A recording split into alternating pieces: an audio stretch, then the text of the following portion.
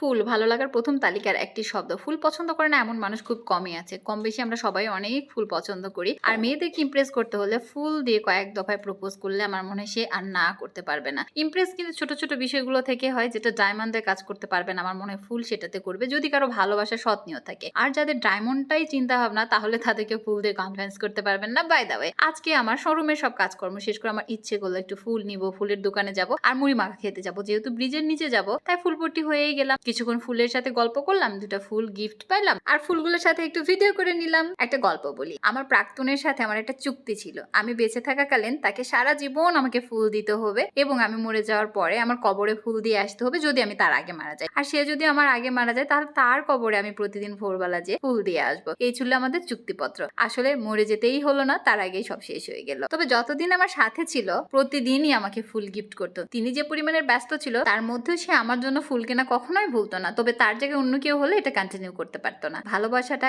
এইখান থেকেই এসেছে। এই জন্যই তো তাকে মাথায় নিয়ে এখনো ঘুরছি আর চলছি। এরই মাঝে পূজা হাজির হয়ে গেল। পূজা, আমি, রিতা তিনজনে মুড়ি মাখা খেয়ে তারপরে যাচ্ছিলাম লাইব্রেরি পট্টির দিকে। আমার মেমোর কিছু অর্ডার ছিল। এখানে একটা ফ্রেম দেখলাম, আমার খুবই ভালো লাগছে। পলাশ ফুলের মেবি এটা। রিতা বলছিল খুবই কমন আপু, নেওয়ার দরকার নাই। দেন আমি শুধু এই ওয়ালমার্ট গুলো দেখলাম। দেখার পরে এখান থেকে যাইতেই কিছু ভাইয়াদের সাথে দেখা হলো। খুবই মজার বিষয় ছিল সেইটা, যে তারা একবার আমাকে দেখে গেছে, পরের বার আমার জন্য ফুলের তোড়া করে নিয়ে আসছে। কিছুক্ষণ আগে ফুল দেখে আমার খুবই আফসোস হচ্ছিল, আর একটু পরে চলে আসলো তারা আমার জন্য ফুল নিয়ে। আমি তাদেরকে কিছু খেতে দেবো না তা কি হয়, যেহেতু একটু রাত বেশি হয়েছিল, কোথাও ওইভাবে যাওয়ার সুযোগ ছিল না এবং আমার শোরুমে আসারও সুযোগ ছিল না। রাস্তাতে রেডিমেড কিছু চিপস নিয়ে আমি ওদেরকে দিলাম, তারপরে আবারও চলে আসলাম আমার শোরুমের সামনে। একটা মজার বিষয় হলে, এর আগেও আমার শোরুমের সামনে কুকুরগুলো থাকতো, বাট কখনোই ওরা আমাকে পিছু পিছু করতো না। আজকে প্রথমবার তারা আমাকে ঘিরে ধরছিল। আর আজকের দিন অনেকে একটু ঢাকায় যাচ্ছিল, আমার খুবই টেনশন হচ্ছিল যে এরা কেন আমাকে ঘিরে ধরলো। আশেপাশে কোনো ব্রেড পাচ্ছিলাম না। তারপরে বিস্কিট দিলাম, বুঝলাম যে 3টা কুকুর কোনোভাবেই এই বিস্কিটে কাভার হবে না। চিন্তা করছিলাম কোথায় থেকে ব্রেড আনবো, কারণ তখন বেজে গিয়েছিল প্রায়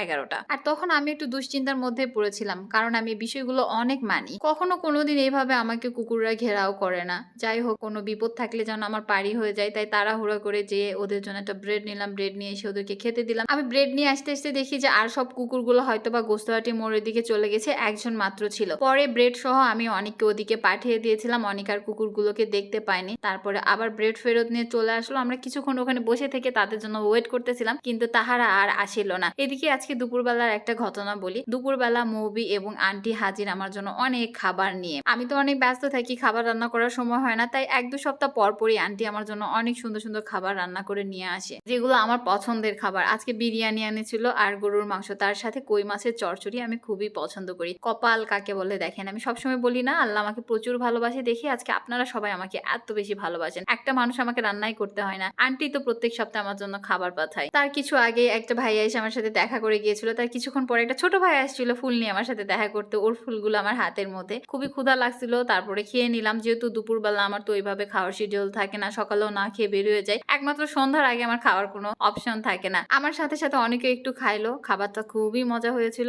আলহামদুলিল্লাহ। আজকে অনেক মানুষ আমার সাথে দেখা করতে আসছিল। ছোটবেলায় শুনতাম যে আত্মীয় স্বজন রহমত, এখন বর্তমান যুগে কারো বাসায় আত্মীয় স্বজন দিতেই চায় না, এই জন্য হয়তো এখন রহমতটা কমে গেছে। আলহামদুলিল্লাহ, আমার বাসায় প্রতিদিন অনেক মেহমান আসে।